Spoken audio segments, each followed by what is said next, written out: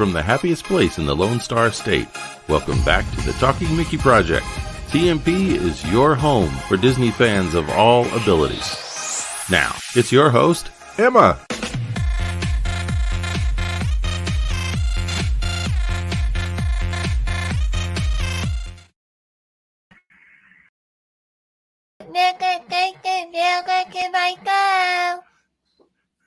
Thank you. It's good to be back. She always goes right up the octaves there when she brings people on. I know. Oh, well, thank you for being back. We're excited to talk to you. I am personally a little bummed about why we're talking to you, but I completely understand. So tonight we'll be talking to Jason about Fake Theme Park, about other things that he's done, right? Because there's going to be a change coming, right?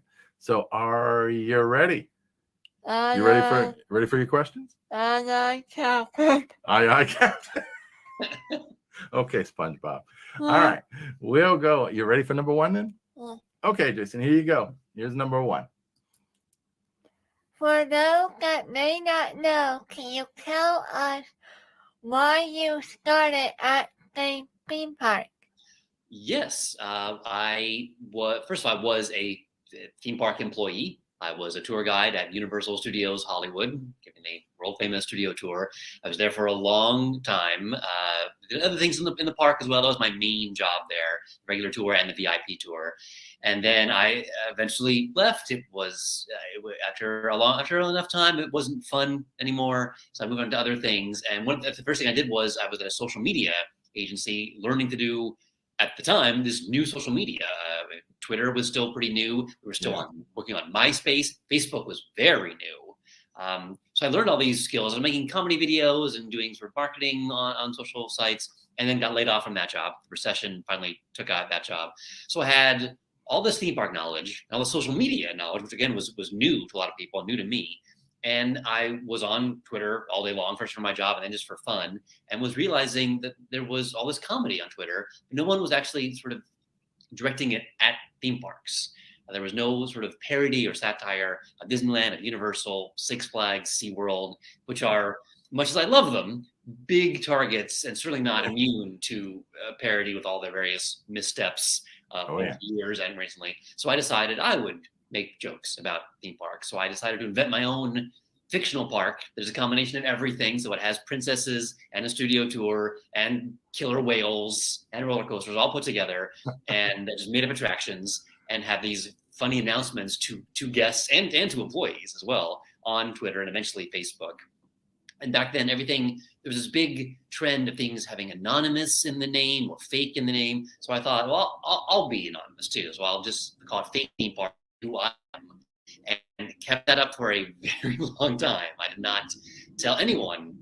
People that interviewed me, even podcast interviews on the phone, I used a burner app on my phone to give myself an Orlando area code. Because I started in LA. At this point, I was in New York. I was nowhere near a major theme park.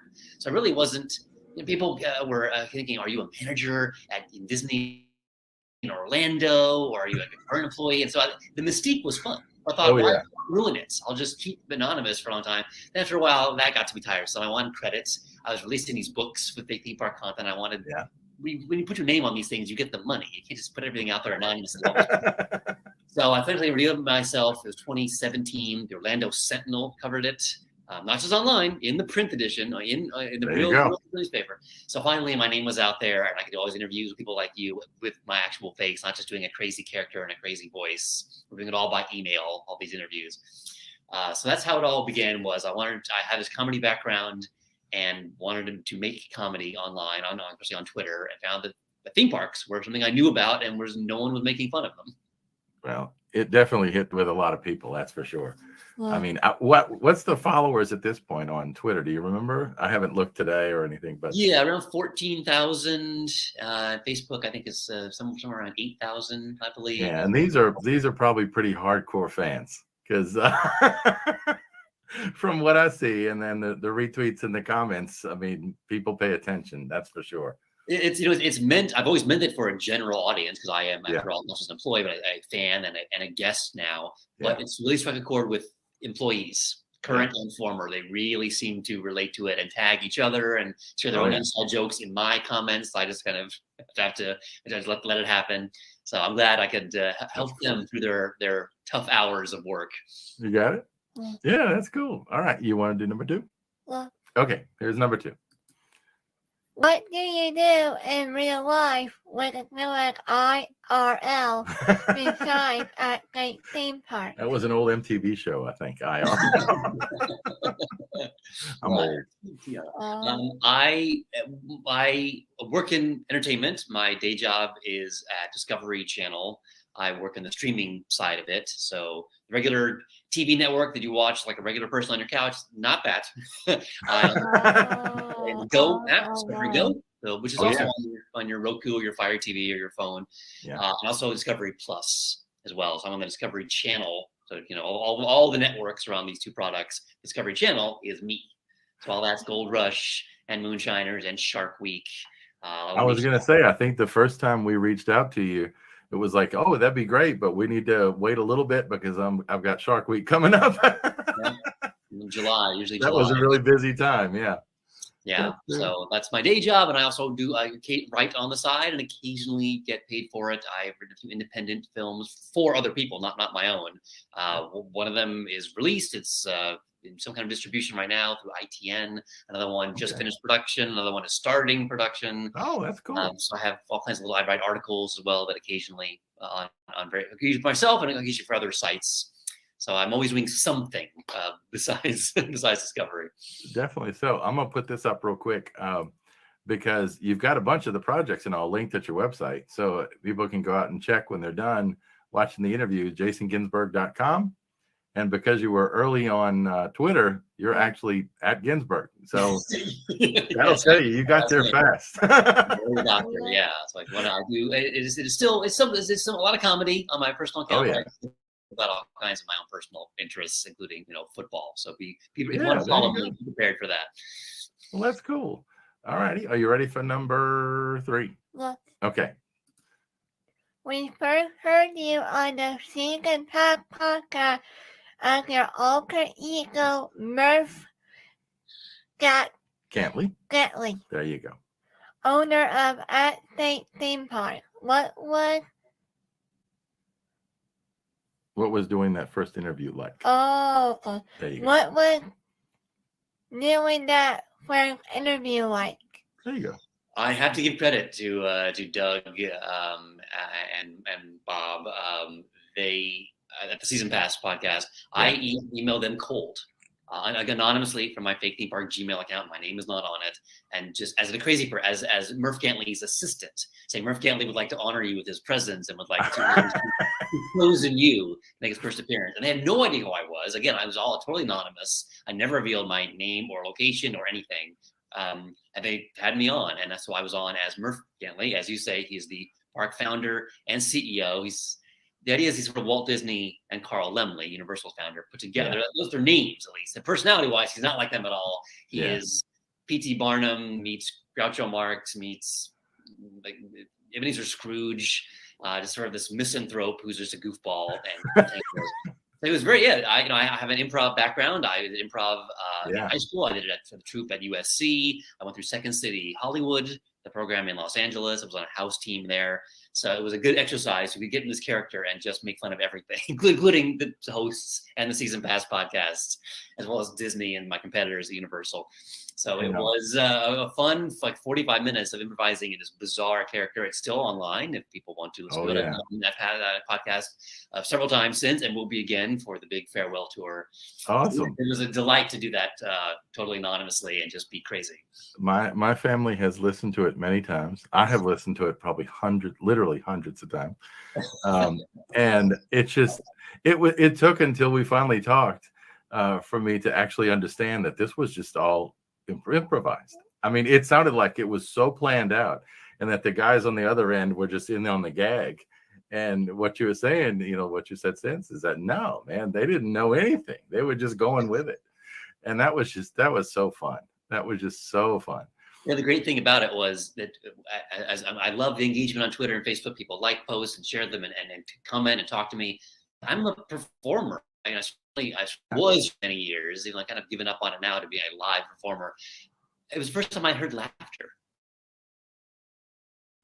For years. I've been doing it on Twitter and Facebook, and people liked it and and shared it. That's great. But actually hear two people laughing at my improvised jokes was wonderful. And hearing you guys laugh as well is great. It is one of my favorite shows is Faulty Towers. And it's got it's got such a quotable. It didn't have that many episodes. I think it's like 12 episodes. We've all watched it. But a lot of it's so quotable, and there's things I could throw right now from that interview that I still remember. We're talking about on some floating hovercraft or something in the Mediterranean. I mean, it's like it was just whoever it is. There was just so many things that still make me laugh. So at least for me, I'm fanboying here. My wife would say, but thanks for thanks for doing that. Continue. But this interview, I guess, from our end, introduced us to what you were doing. So that really had a breakthrough thing for you in terms of like attention or to the account. Yeah, it got me more. I had done print interviews were easy. Just they would often email me the questions, and I would just email the answer. That's easy. But yeah, first time doing that, and I got a few more since then. Opinions May Vary comes to mind. The Sweep Spot, which are park employees. Yeah, that's another one. So yeah, it got me. I could sort of point something and go, I'm a funny guest. If you have me on this character, I will be funny. So at the very least, you'll have a good time and entertain people. I'm not ever revealing who I am. That was cool. All right, you ready for number 4? Yeah. Okay, here's number 4. I can hear a siren back there. A siren? Who knows? In the background. We might hear a train too before it's over with, behind our house. All right, your turn. What were some of the other podcast interviews and media attention that At State Theme Park received when it started? Yeah, the podcasts I mentioned, Season Pass, I think I've been on maybe in the 5 Timers Club by now. I think it's 5 or 6 times. I guess it will be 7 in the near future. In terms of print or blogs, I've interviewed by Mice Chat several times. I'm a big fan of theirs. I was on Inside Universal, makes sense. So once the big one really was Attractions Magazine. They were early on, and they took me on as just I would write insane answers. Frommer's as well. That was just as myself. Eventually, as I began to write as myself, they had me on again to talk about the books or the music video or the anniversary, things like that I could now talk about the project as the creator, not just Murph Gantley in the crazy universe of the park. Yeah, exactly. Well, we need to go find all that stuff and make sure we put links out there. Yeah. Okay, can you remind me? The Orlando Sentinel as well. That's the one that I will love. Yeah, the Orlando Sentinel. In the newspaper, with my picture in the newspaper, to me, it's a very big deal. People might think that it's ridiculous, but to actually be in the paper with my name and my face, that was great. I still have that copy. Hopefully, I will be again if they do it again. They'll be interviewing me again for this, but I'm not sure I'll be in the print edition if I merit that much attention. Who knows I guess they're still doing one nowadays. I grew up in New Orleans, and the newspaper went from being this thick on Sundays to little bitty and not that large, but it definitely, I'm sure, still gets a lot of attention online. That's for sure. All righty, you ready for number 5? Yeah. Okay, here's number 5. What are some of your best memories from your work on At State Theme Park? Yeah, besides that podcast interview, I could hear laughter for the first time. It was great to, in some way, bring the park to life beyond just these podcast interviews with the music video. I am I was a Universal employee for a long time. I'm a Universal fan forever. Many of their films, but who doesn't love Disney? And so I'm a fan, particularly of the music. I'm not just the big anthems that win Oscars, but even things like Universe of Energy and the Figment Imagination Song and the America the Golden Dream and things like that. All these sort of the weirder, smaller songs. So one of my dreams was somehow to make fun of those things. How could I not? So I have found 2 different composers over the years and co-wrote. I wrote the lyrics and kind of helped them with the music, but I can't claim the music really. I sort of helped them with some of it and wrote 2 songs. One of which is a parody of a princess anthem. and told from the point of view of a real princess, a character in a real theme park, talking about what it's like to work in a park and be a princess. And so I thought, well, I've done that. Why not try to bring it to life? So I hired an actress and got costumes and green screen, and I hired people around me to make this bring this song to life, actually have the princess singing about her life. So that was very cool to make some kind of video content, to use a term, as someone like me who loves TV shows and movies and performing on stage and plays. I mean, something, not just because the park doesn't exist. There are these things, there's no way to just make jokes about them, to actually just show them. I don't draw, I can't do Photoshop. This is one chance to actually show the world, here's something. It's a real person singing my song with these crazy things happening around her. So that's on YouTube, by the way. And you can buy the song as well if you want 99 cents on all the regular platforms. So that was a big moment to actually kind of direct a little music video about Fake Theme Park. That's cool. And one of the things, I'm trying to remember, it's the books were, I'm trying to, because I have one of them. I know I downloaded one of them.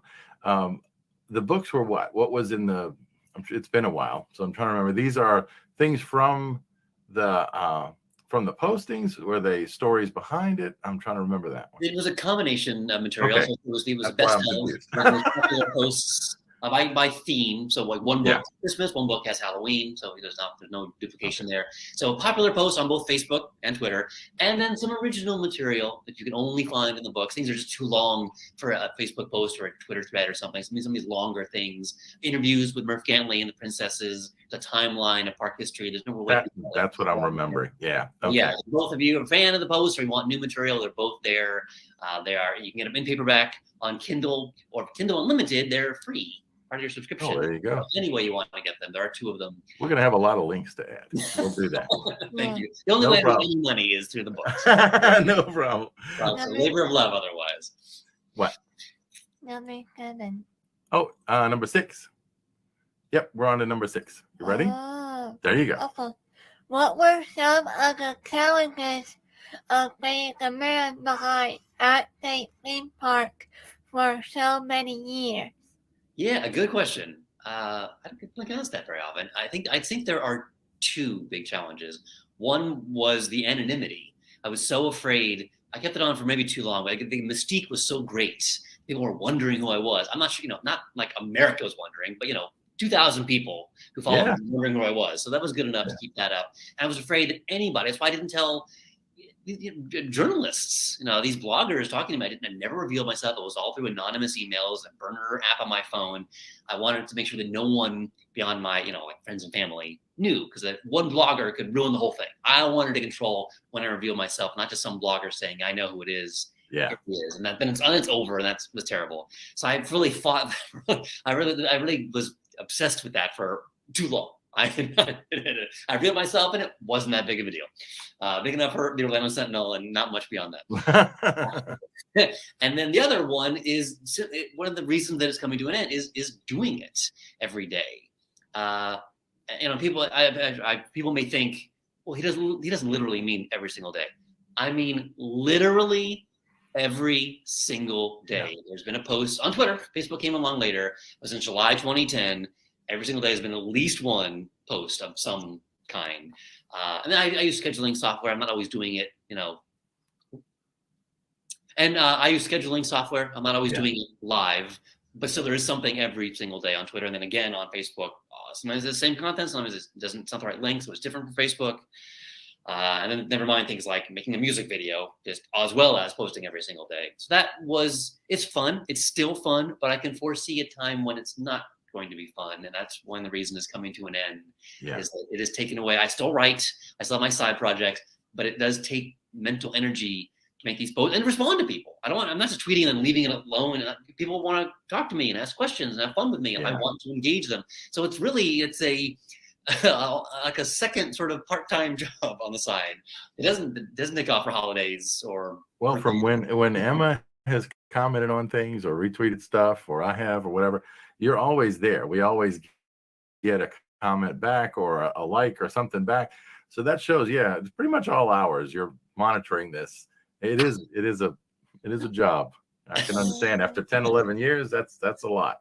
A labor of love, but still, yes, that is. I could be doing that time when time comes back to me after March 5th. We'll see what I do with it. I hope I use it for something else creative. All right. Now we're number 7. You ready? Yeah. Okay. Here's number 7.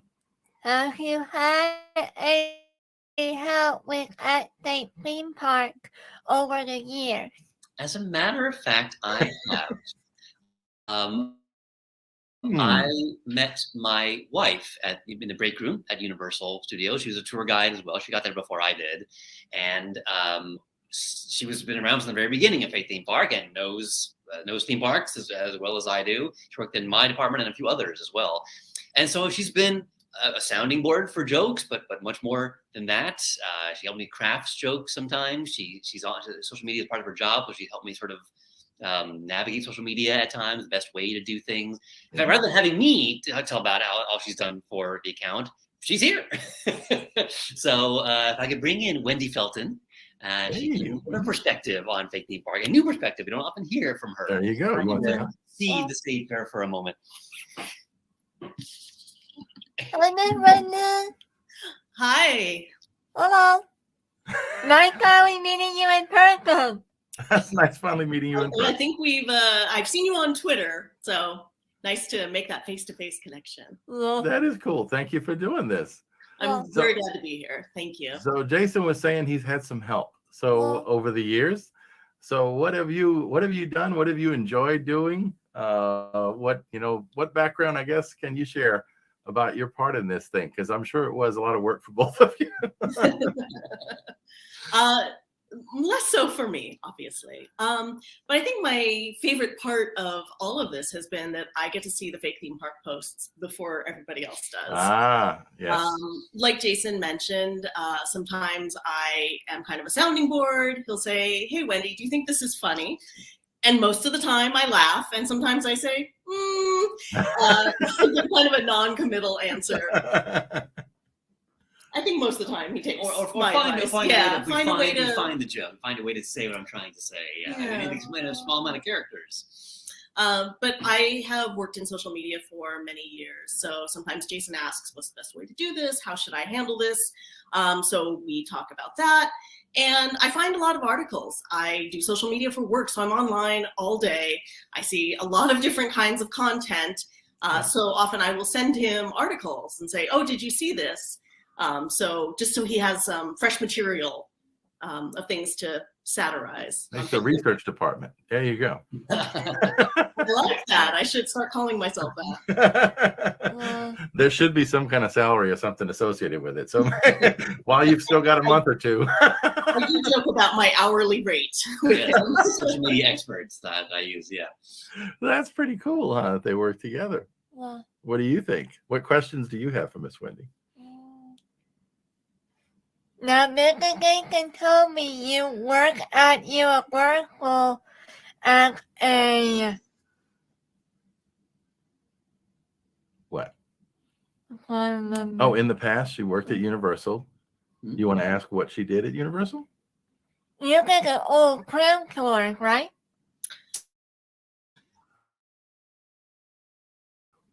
Yeah, we both did, but also beyond that as well. Yeah, I did the studio tour. I eventually became a VIP tour guide. I hosted the old Backdraft show, old Backdraft show, and the World of Cinemagic, which was right next door to Backdraft and kind of an audience participation show explaining how special effects were done. I was a media rep, so I took film crews around the park, and then eventually I transitioned to working in the VIP tour office. And then my last year at Universal, I was the guest relations supervisor. So I answered the emails and phone calls and letters that came into the park and dealt with people face to face when they were having issues. And it was not as fun as giving tours, but I was going to say, you kind of went the less fun route. I have stories to tell at cocktail parties for the rest of my life from that year in installation. So some good came out of it. Oh, that's cool. Wait, did you actually work there when they still had some of the old, very old stuff from that tour there? Like what? From the backlot tour? Like what? like the old Song of the South house that they used for the film. Song of the South House. You mean Gone with the Wind. Gone with the Wind house? Oh, I was wondering what some of the things maybe that were there when y'all were there, some on the tour that maybe has changed or something over the years. Well, I mean, for me, the biggest thing it was King Kong. That was a giant puppet. It was very cool. It was very intense. Obviously, the one that is 3D is amazing, but I still love the Kelly King and Roland Smith and Sing Out Her Crash and the Banana Breath. It was a gain and a loss at the same time, in my personal opinion. Yeah. How about you? I always loved the collapsing bridge part of the tour, which is very old. I think it goes back to the 1960s, and it only worked about half the time when I was a tour guide. But it was the most fun to perform, to pretend that we were falling off the bridge and act panicked. Yeah. And I always, at the end, would pretend to count the cars of the tram to make sure we'd all made it off the bridge, and always pretended that we had lost the 5th car of the tram. Of course, trams only have 4 cars. But it got a lot of laughs, and it was just so much fun for me. So I feel kind of sad for tour guides who didn't get to experience that. They have something more immersive like the new King Kong to.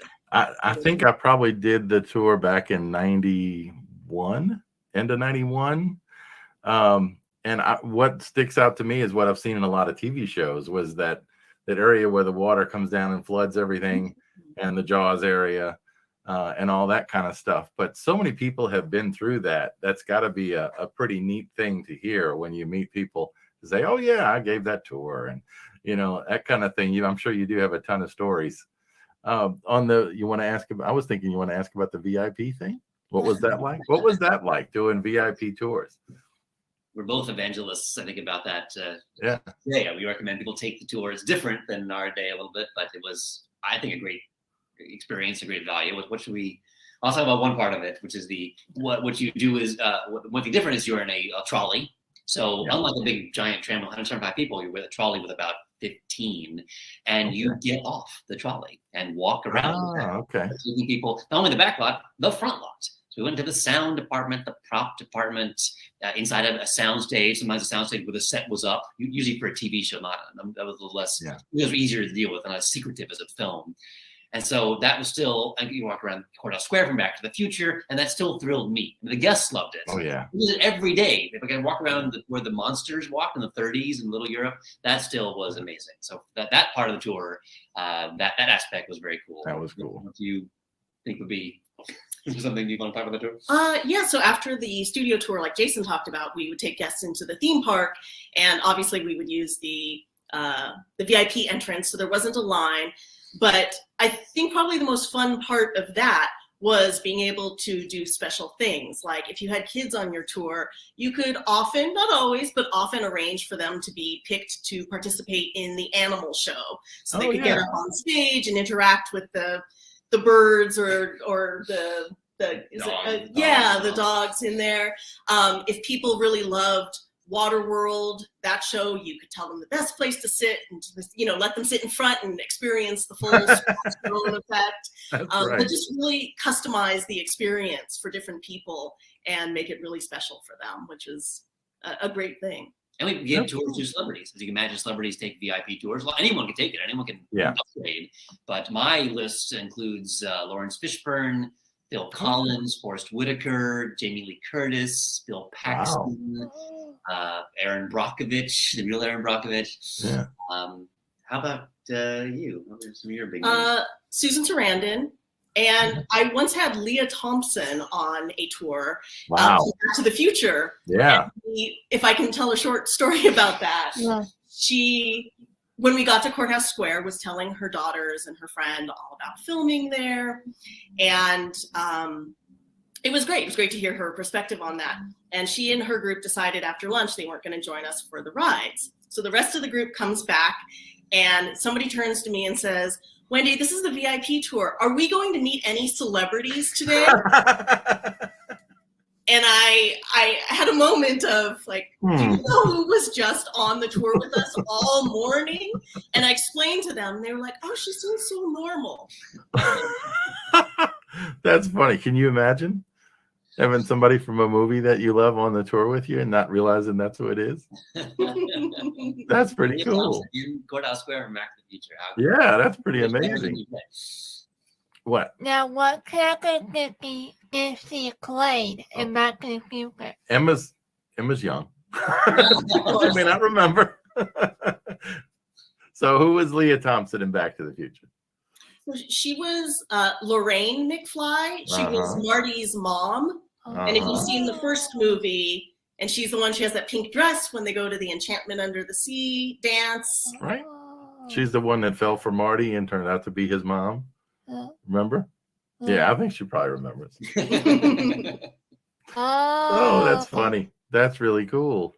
Oh, well, can I ask a question about the social media thing, since y'all have both kind of done that for a living? From your perspective, Wendy, what do you think struck? I mean, obviously the theme park thing struck with a certain audience, but how do you think the social media thing then maybe has changed?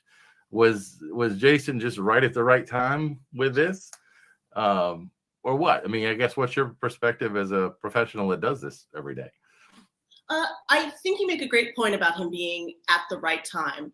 It is much harder to break through on social media now because it's so saturated. You know, we've gotten to the point where people are leaving social media platforms because it's too much to keep up with.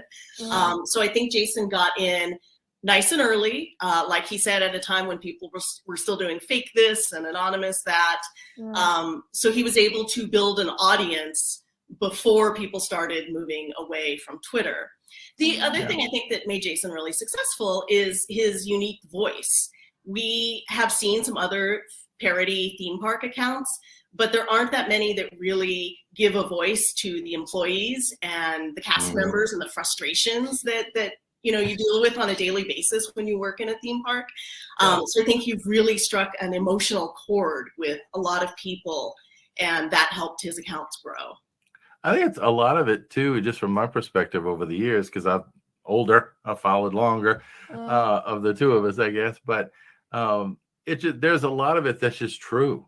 You know, there's a lot of truth there, and that truth is what makes it funny.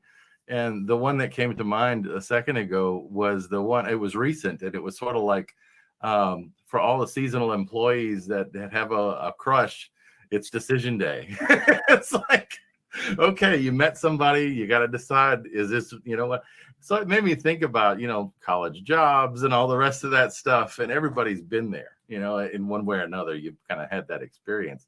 So I think just touching on, you know, reality of life, as well as just some of the crazy, you know, it's just some of the crazy stuff about what's happening. And then even through all the COVID thing, I mean, there's a lot in there that, you know, put a smile on people's faces because they realize, you know, some of this is absurd. It may be necessary, but it's like, who would have thought, you know, kind of thing. So I think there was just a ton of creativity out there, and still is, but it just, I don't know, put a lot of smiles on a lot of people's faces. Well, that's nice to hear from all three of you. I think that also one thing that makes this different is because the writer and me talking, it's a whole creation. There are characters, and I use the same names of the rides over and over again. So it isn't just random. I'm not making fun of Splash Mountain. There is no Splash Mountain in my universe. It's all my creation. Yeah. All of my character. Murph Cantley is my creation. So it is, I think, a bit of storytelling happening. There's no real narrative. You can start following it at any time. It doesn't really matter. But the fact that I have made up this universe is made it a little more compelling than just make fun of Splash Mountain again. Well, yeah, anyone can make fun of Splash Mountain. Anyone can. I've got to think there's a binder somewhere with all of the notes, or something. Maybe I'm old. There's a binder, right? Maybe it's just online somewhere. But I mean, it's like, how do you keep track of everything? Because the story is pretty consistent throughout the interviews I've heard and through so how do you keep track of all that? Is it all up here, or do you have crib notes somewhere? Yeah, Twitter has an archive function. You can download your tweets. I managed to compile things for the books, so they were compiled for the books. Now the books exist. So there's a description of Princess Marigold that, you know, it now exists that I can draw on and expand upon from 6 years ago. It is just, as a writer, something I just keep coming back to, and that's one of my few writer skills. It makes it more real too, because you remember, oh yeah, I've heard that before. Oh yeah, or this is the next evolution of that thing. You know, And anyway, there's a lot of references I could probably come up with. But that was just cool. Thank you. Oh my goodness. What are you thinking? I'm like driving over your whole interview, and I'm sorry about that. So what else do you want to ask? We have some more questions, but is there anything else you want to ask first? Yeah. Okay. Miss Wendy. Now you told me that you like the confrontation ride. The what? Oh, the confrontation ride. Yeah. That Okay. was burned back in the 90s, right? Well, it was part of the tour. I know King Kong is its own ride, just like I think Earthquake is too, Jaws, which is based on the Hollywood tour. So in our tour, it's part of the tour. The tram goes through and encounters King Kong. This little story happens. We were in Brooklyn, which is very cool. But otherwise, yeah, it's just part of the tour. And the tram goes through and just keeps going. It's not like we wait in line for the ride like Orlando even still has that. So what were you going to ask? Do you know what took its place? Oh, what took its place? She's asking. The Mummy. Oh, you mean in Orlando? Yeah. Oh, in Universal Studios, what took the King Kong thing's place was the Mummy? Yeah. The Mummy. I don't know. Is that right? We still haven't been to Universal. So Orlando, at least not in Orlando. It's not our expertise. Okay. Yeah. So we're talking about the one in Los Angeles. In California. Yes. One of my favorites way back when was the old ET ride. It's still there, I think. It's in Florida. I don't think it's still in LA, right? The Mummy replaced E.T. Okay, You know? there you go. Okay. Yeah, there's a lot of back and forth, I guess. Gotta keep track of. All righty. Well, you want to go back to your questions? We got some fun ones coming up, and maybe for both of y'all, it's up to you if you want to hang out. If you're having me, sure. Yes. Yeah, it's up to you guys. All right. So we had what? Have y'all been to the Psycho House? Oh, have you been to the Psycho House? That is on the studio tour. So yes, we have driven by there, maybe even walked by there in Halloween. And the motel is nearby. Yeah. And it's still there. You know, you haven't seen the movie. I know it's fine. She probably doesn't need to see the movie. That movie still freaks me out. I know, but didn't we see a movie that was about Hitchhiker? Hitchhiker? No, the guy who made Oh, it. Hitchcock. Yeah, Alfred Hitchcock. What about it? Didn't we see like a movie of him actually filming the movie? Like a documentary? Yeah. We've probably seen documentaries about him filming the movie because he was such a new kind of director at the time. Yeah, it was scary, but you really didn't see anything like you would now, all the gross stuff. It was more up in your brain, right? Suspense. That's what it's called, suspension. Suspension of disbelief. Okay. We're going down a rabbit hole. Sorry about that. All right. So we had asked this question earlier, but is there anything else you want to add, or maybe from both of y'all? What made you decide to end it in March of this year? A combination of factors. It is still fun. I can look ahead and see when it maybe would not be fun anymore, and to try to end it before then, before I lose interest, before the fans lose interest, and just end it kind of quietly seems sad to me. So I'm going to end at a good time, but on a high note. I mean, not the highest note, but a high note. It will give me some free time back because I do spend time not only on my own content, but talking to people and trying to engage with followers. Yeah. So that is mainly. I've also it's been 11 plus years. It'll be close to 12 by the time it's over. Yeah. And as we're talking, so much of how you asked the question, how the tour has changed, what things were back like in our time. I last gave a tour in spring 2008. So I begin to think that I'm not the expert on behind the scenes working of theme parks anymore. We both were there. We I've said everything I think maybe that I not everything can be said, but everything that I can say. I'm trying to repeat myself on Twitter. So I think it's time for someone else to take up the mantle. There are plenty of accounts out there doing this. Yeah. So I think I'm so far removed from that world. We live in Manhattan. We're not near any major parks. We really don't go to parks.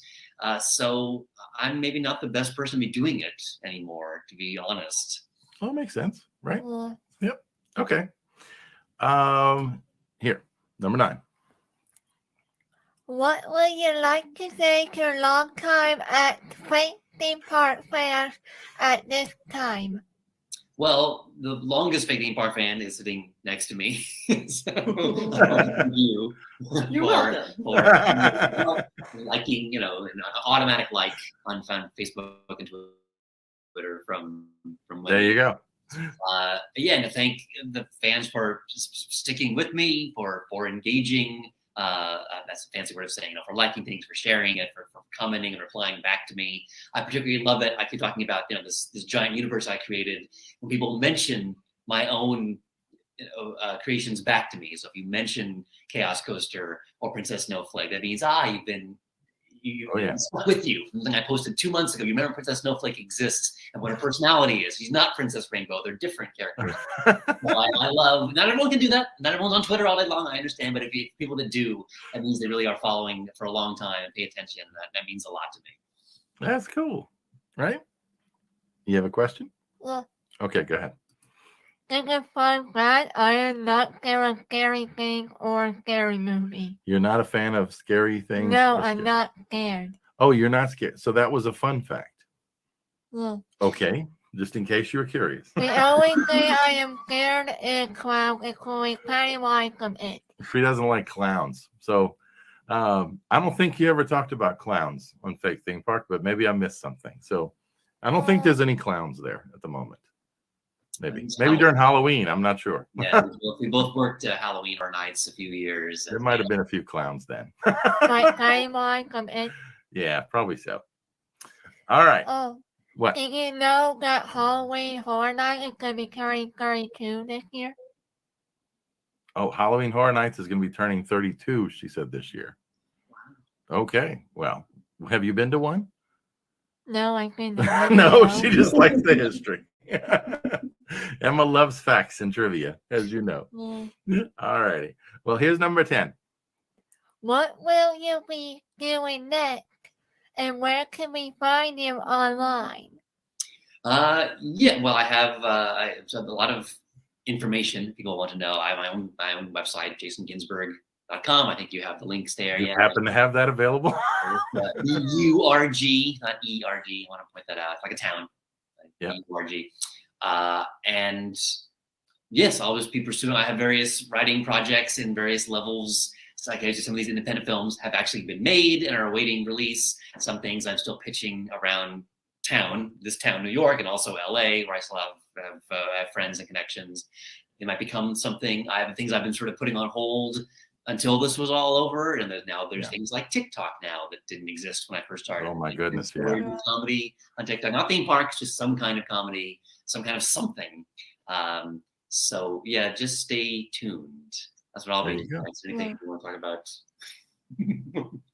What you may be doing next that relates to theme parks? You kind of put me on the spot here, but I have started working on a bigger project. Hopefully will become a book one day, but about Universal Studios tour guides. Oh, cool. Once I left the job, I realized how much of an impact being a tour guide had on my life. Not the least of which that I met my husband there. And there are dozens of couples just like us who were tour guides and met at the park and got married. And I realized that nobody's really told that bigger story of how how tour guides are chosen, how we get hired, the incredible amount of training we go through. Yeah. So I am working on that, and hopefully at some point in the future, that would be something cool. that other people can read. That would be cool. We would look forward to that, right? I'm sure you would enjoy that. Yeah.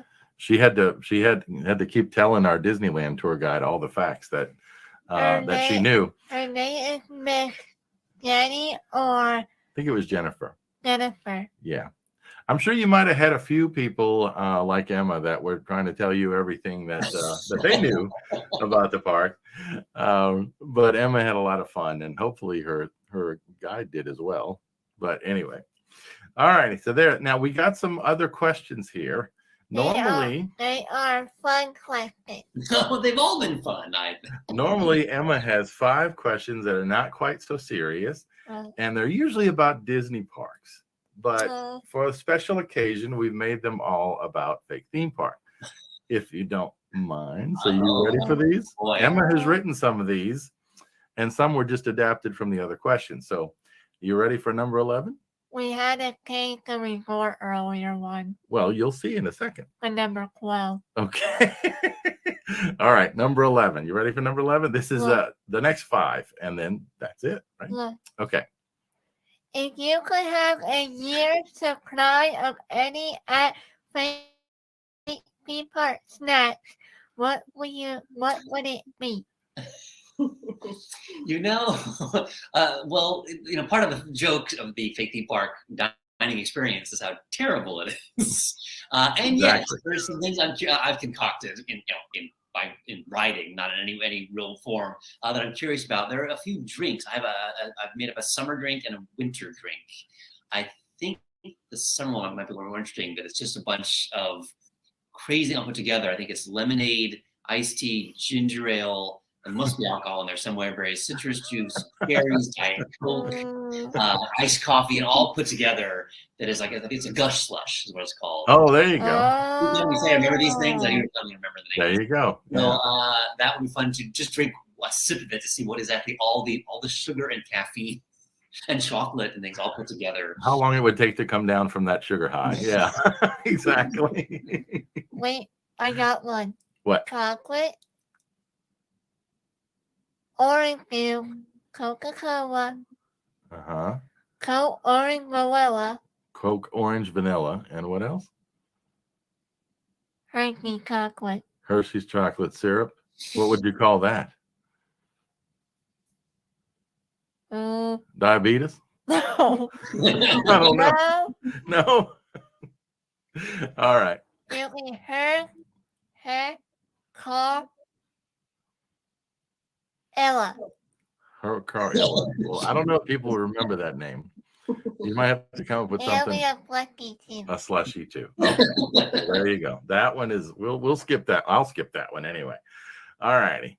Well, Wendy, anything that you remember that you want to try? The other day, Jason came up with, I believe it was a cotton candy wrapped corn dog.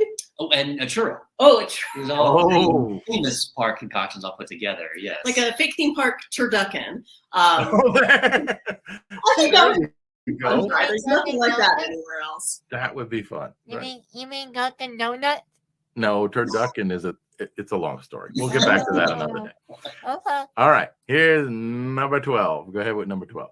If you could create the perfect at-fate theme park souvenir for its fans, what would it be? I'm always, what I find a lot, I follow people. I follow theme parks. I'm on Twitter, but I have an incoming feed. I don't just. I follow followers. I'm also following, and I see what Disney's posting all the time, all the various parks as well as their official accounts, and I'm struck by all the things that almost these single-use things, like the ears that you wear the ears. They light up during the fireworks or something, and that's it. Yeah. Can't use them anywhere else. They're like meant for a nighttime and B, an event in the nighttime, and beyond that, they really don't, I guess, do much of anything. So to me, I think the perfect souvenir would be something like that has a very narrow window of use and is really worthless junk. Whatever it may be. If you call it a lightsaber, call it ears, however you want to editorialize it. I think something like that would be perfect for the fan who put all this money on something that doesn't really do anything most of the time. And be extremely expensive. And then take it home. When it's outside the park, it has no use. When you're home, it really has no possible use for us. That's a good one, huh? That's about right. Anything, Wendy, on your end? Well, I think the perfect theme park souvenir is the thing you didn't plan to buy, like the rain poncho, the sweatshirt because you're cold, the flip-flops because you're getting blisters or your shoes got wet. So I'm sure that Fake Theme Park could come up with the perfect, incredibly expensive version of all of those things. $38 poncho, something like that. There's the idea that like I said, the 2022 ponchos are now available. 2021 ponchos no longer work. That's right. It's an obsolescence. What about the cheap Japanese umbrella? Oh, the cheap. this was our thing recently. We went to Disney and we went to Epcot, and it rained. It rained cats and dogs. So we went into the department store in Epcot in the pavilion, and we were looking for umbrellas. And they had really expensive, really nice, fancy umbrellas. And they had like $8, you hope they don't fall apart when you open them, umbrellas. We bought a couple of those $8 umbrellas, and they actually worked. Yeah, blue and red. And we ended up leaving them in the hotel room because we were flying home. And it's like somebody will get some use out of them. But it's amazing what you automatically look for when you need it.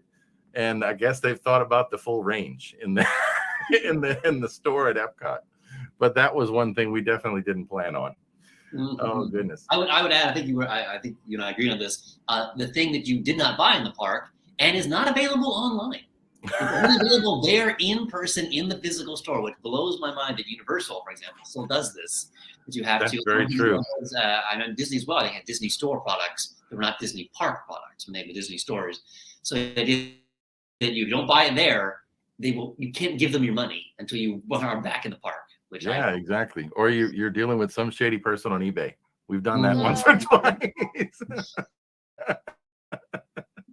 Oh well.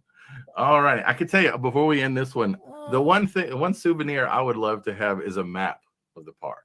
I would love to see where all the attractions are, how they relate to like the original style map that Harper Goff did, I think, for Disneyland. It's like, what's the vision? You know, that would be kind of cool. I've had that idea as well. Something anything visual, not just jokes or audio that I've done. Yeah, it's a difficult thing to do. It really. I can imagine. It probably wouldn't be easy. Yeah, there may be some version of that maybe in the future, but after March 5th, I'm not sure anything. That's right. If I don't quit at March 5th, I'll never quit. You gotta go cold turkey. All right. What? Maybe you can ask a fan if you can do one for you. Oh yeah. And they can send it to you as snail mail for y'all. Maybe there's a talented fan out there, huh? Who probably wants to get paid and would deserve to be paid. There you go. All righty. All right. Here's number 13. If you could build any at-state theme park attraction in your backyard, which one would it be? Again, the attractions aren't necessarily ones you want to ride. Well, there a couple of answers come to mind. I think Megamania, because no one knows what it is. It's not clear if it's a show. Is it a ride? Is it a maze you walk through? The information in the books is not clear. It's listed under multiple categories, so that'd be fun to have because no one would know what it is. I'm not even sure of the size of it. The other one that maybe would be interesting to have in the backyard is Dracula's Doom Dome, which has never been completed. It has been under construction through the entire run of a theme park from day one. They just keep getting pushed back. So at some point, the construction walls might come down, and Dracula's Doom Dome, whatever it is, might eventually open. That would seem very appropriate. That will be a dark ride. That would have to be a dark ride. Want to go dark Howard type ride. Yep. Right. Yeah. That one then. Like a pretzel ride. Oh, the old pretzel dark rides. Yeah, remember those? They're called pretzel rides. They're just a dark ride, an old style dark ride. But I think because of the way the track goes, they're called pretzel rides or something. They're very really early days of theme parks, I think. Now, the mega clicker you said would be a ride of mixer at. Oh, like a mixer. Get glass we have to cut it. Oh yeah, we have one of those mixer things. What they call it? We call it a mixer. The three things that spin and go around. Yeah. So you think that Megamania should be that? Okay. Or what are the spinny top ride things? Spinny top rides. Emma's very literal, so I think she took that as a challenge to flesh out the ideas. All righty. Are you ready for number 14? Yeah. All right. Here's number 14. If you could build a at-state theme park resort, what would you call it and why? What I call it? Yeah, that's the thing. A lot of these don't have names. It'd be fake something, I guess. I am very interested and sort of horrified by the Galactic Star Cruiser. I'm a huge fan of Star Wars. I'm a fan of this sort of immersive storytelling and obviously customization the characters are doing. But it seems exhausting to be that you go back from the park to your hotel and are still doing these things. I'm sure there's a schedule. You can't just do whatever you want. There's a schedule of performances that are happening. And then after 2 nights, you have to leave. That's it. It's over. You don't just stay in the hotel for like a week. So that seems like a terrible experience for a lot of money to interact in Star Wars for, again, not during the main hours, unless you are using your main hours there, and you're not going to the park. So we talked about how what we think of as I think our employees, how this would work as a guest and an employee. So that would be something like that, where you just wear the guests down. I'm like, no, it's not over yet. You're still interacting. You're still having fun. In your room, there's the screens and things. So that seems like the next level, I guess, of hotels, which I don't know is going to catch on, because it sounds like it's going to be. I'm really curious. I'm curious saying that. Yeah, well, same thing. I'm curious to see what it's like, but I'm also curious to see what people's real opinions are, once they go through it. Because the biggest question we've talked about is, okay, so you're there and you're having your, once a year, and based on the cost, maybe once every 5-year vacation, and you're doing part of it there. But today I want to go to Animal Kingdom. Well, you really can't. Right? You can't leave because you're part of the one area of a theme park actually. So I think you're gonna have to be committed, to do it, because you're committing for that whole thing. It really is like a cruise, I guess. You can't get off if you want to. So who knows? Well, Wendy has, through her job, traveled all over the world and stayed in hotels for her job. Being a hotel experience. It can be appropriate for a big theme park. I'll put you on the spot. That's right. Yeah. What do you think? Well, in the spirit of fake theme park being the sort of theme park you maybe don't want to visit, I have stayed in hotels that have amenities with extremely limited hours. There's no restaurants. There's no shop. Just incredibly inconvenient. So I like to think the fake theme park resort would probably make it impossible to buy a bottle of water at 8 p.m. if that's what you wanted to. That's a good one. I got the one for the fake when you were coming out Star Wars. What's that? You got about the Galactic Cruiser, right? Uh-huh. It will be fake galactic ship. The galactic ship. I think I call it something like that, an interstellar cargo ship or something. The fun is you're loading cargo and all the most boring things on the spaceship, because space is so fast. You're traveling for long periods of time. So the joke was it's not fun. There's no adventure. You're just doing like the most boring waste disposal. And based on what some YouTubers are saying, that might be what it's like. It's some of the most boring time. There's a lot of people worried about what the whole thing's really going to turn out to be. What? Now, Miss Wendy, the one for yours, you talk about an inn, right? What a ghost hotel that doesn't have a lot of stuff. Like an inn. Yeah, instead of a big hotel, it would be more like a. Maybe even inns have restaurants, you think like in medieval time. In places have nothing. It's just a bed, I guess. What? I got. A hostel would probably be a good idea. I got the name of it. The Grand Hostel. No, I got it. It will still go with the fake theme park brand of y'all. Okay. It will be called Fake Park Inn. The Fake Park Inn. There you go. Oh, well, that'll be funny. All right. Well, we got the last question tonight. Normally, this question is posed to Walt and Roy Disney about what you would ask them. But if he actually knocked on your door, rang your doorbell, and showed up, you want to read the question? If you could meet and ask Murph Grantley one question right now, what will you ask him? Oh boy, he's a character. It'd be tough to be in the same room with him, to be honest. Check your pockets. If there's every last dime would be gone. I guess I would ask what his plans were, or why he has done these things to park passes, park reservations, virtual queues, single rider lines. All of that's blown up because other parks seem to have done it. So Murph has already done it as well and made it completely impossible to understand Nation, and there's Genie, but there's also Genie Plus, and but you have to upgrade for certain attractions, different lists. Attractions are different categories. So that's, to me, is maybe that's why Faith and Frank is ending, is that Disney has simply overlapped with things. See, that made me wonder. Yeah, is he secretly behind a Chapek, I don't know, puppet or something? I don't know, because it does seem like some of that would fit perfectly with what y'all have done. What else? You thinking? What are you thinking? What would you ask the founder of Fake Theme Park? Because actually, you can. I might have a direct line to him. What would you ask? What is your favorite all-time character that you own, and do you think you're going to expand on at Fake Theme Park in the future?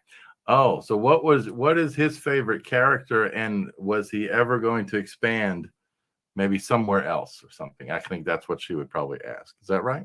Yeah. I think the expansion plans are waiting for the orange farmer in the lot next door to die. Oh. He's a holdout. That guy will not. He will not go down. They need And obviously characters. There's only one, the most beloved and humble diva in the world, Princess Rainbow. There's no comparison. Obviously, he created her first. Well, I guess to be Jaguar King first, but he was their first non-animal creation of her family, because he was an artist back in the day. In some European country, it's not really clear which one. There's some questionable stuff going on back there. Is it Europe or France? He seemed like he fought for the Nazis and the communists and the Americans at various times in various wars. So Princess Rainbow, of course, would be no park without her. Rainbow Castle is very visible when you're in the park. She has obviously these hit songs, one of which is a music video. Yeah. Also, she has some great movies and some not so great movies. So she really is the heart and soul, because she can talk, and Jimmy Jaguar doesn't really talk. He's a famous character that all began it all. Princess Rainbow has sort of taken over that role. It's almost like co-CEO in a way. Uh-oh. Maybe something going on back there we don't know about.